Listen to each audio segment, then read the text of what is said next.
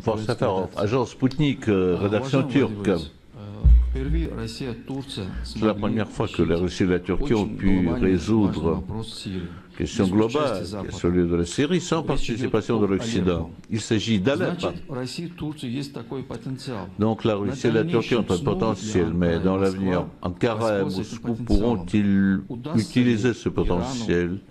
L'Iran, la Russie et la Turquie réussiront-ils à résister contre les jeux perfides qui ont lieu au Moyen-Orient sur le nouveau triangle, nouvelle triple alliance? Est-elle capable de jouer un rôle clé? Et deuxième question. En novembre 2015, avec Erdogan, vous étiez entendu sur la Syrie. C'était une entente inofficielle. Plus lieu, un avion russe abattu en Syrie. En juillet, un processus de normalisation a démarré. Puis il y a eu une tentative de coup d'État en Turquie. Aujourd'hui, la Russie et la Turquie ont entamé sur Alep. Il y a eu un assassinat de l'ambassadeur russe à Ankara. Pour vous, cela n'est pas une coïncidence. Donc je pense que je vais commencer par la question terminale. Cette tragédie qui a eu lieu, notamment le meurtre de l'ambassadeur russe, bien sûr, avant tout, c'était un attentat contre la Russie. On visait par là, ce qui était visé, c'est les rapports russes-turcs. J'étais sceptique à la thèse selon laquelle que l'avion russe était abattu sans genre donné par la direction turque, par ceux qui voulaient nuire aux relations russo-turques. Mais aujourd'hui, après l'attaque contre l'ambassadeur et cet membre de la police spéciale, je commence à changer d'avis. Il me semble que tout est possible,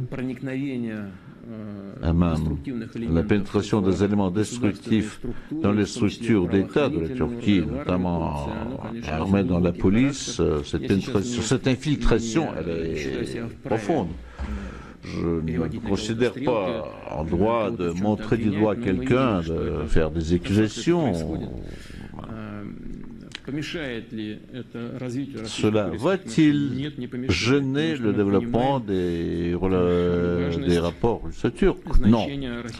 Nous comprenons l'importance de ce facteur et nous allons tout faire pour le développer,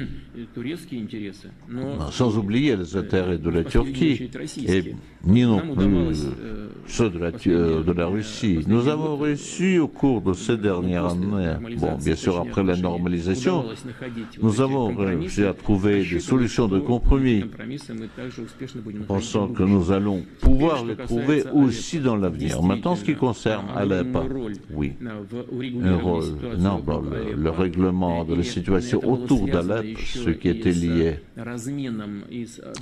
vers des échanges et le déblocage de plusieurs localités où la majorité chiite. Bon, un rôle important a été joué par le président turc et par les dirigeants iraniens. Je ne sais pas, j'ose paraître modeste, sans la Russie, cela n'aurait pas été possible, pourrais vous le dire. Et cette coopération trilatérale qui a permis de résoudre les problèmes autour d'Alep, surtout à l'étape terminale. Le ministre de la Défense russe m'a rapporté la fin des travaux sans combat. Nous avons organisé, il y avait des milliers de personnes qu'on évacuait, et pas seulement des radicaux, des groupes armés, mais aussi des femmes et des enfants. Il s'agit de plus de 100 000 personnes qu'on a évacuées d'Alep, des milliers d'autres localités, en échange du retrait d'Alep.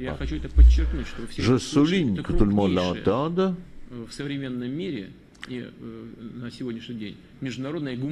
C'est une opération humanitaire internationale la plus grosse qui soit, qui n'aurait pas pu être réalisée sans la participation du président de la Turquie, du président iranien, de toutes les dirigeances iraniennes, et avec notre participation très active. Et bien sûr, sans la bonne volonté et le travail fait par le président de la République arabe syrienne, Assad, et ses collaborateurs. Et c'est chargé de montrer que ce format peut toujours être sollicité. Il ne faut pas oublier la participation des autres pays de la région, comme la Jordanie, l'Arabie saoudite, c'est bien sûr l'Égypte.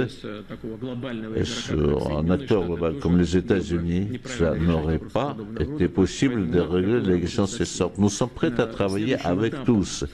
L'étape suivante, je vous dirais, pour ne pas revenir sur ce thème, devra être la conclusion d'un cessez-le-feu sur tout le territoire syrien et immédiatement après le commencement des entretiens pratiques sur la relation pacifique entre les parties. Nous avons proposé la capitale du Kazakhstan, Astana. Le président de Turquie et d'Iran sont d'accord. Le président Assad, pareil, un pays, territoire neutre. Le président Azarbayev a aimablement donné son accord pour offrir ce terrain et créer les conditions pour ce travail. J'espère beaucoup que nous allons y réussir sur le plan pratique.